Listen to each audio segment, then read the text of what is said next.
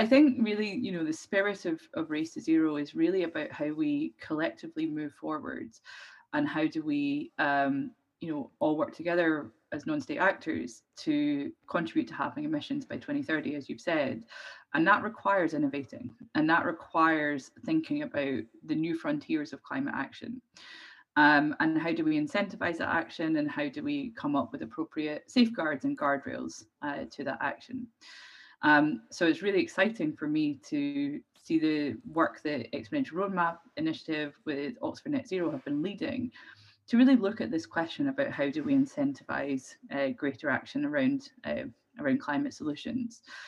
And I see that as an important part of the race, and something that we can all learn from, is as we think about taking these steps forward. As we're in this, I guess, phase of implementation, we need to start really thinking about what this means, and what this means in both the short and the long term.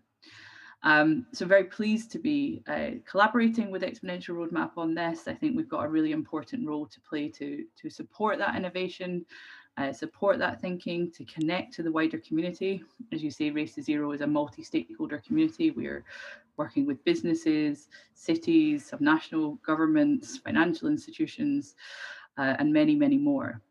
So how do we think about this from a multi-stakeholder perspective? But also, how do we think about how this supports the ambition of parties as well? And lastly, I think in terms of a kind of formal part of the collaboration, we have an independent advisory group to Race to Zero called the Expert Peer Review Group. And they are very much, I think, working as partners of Exponential Roadmap Initiative as you expand this work, to really think about how this relates to what Race to Zero does about setting criteria, setting those guardrails, and then setting that way forward.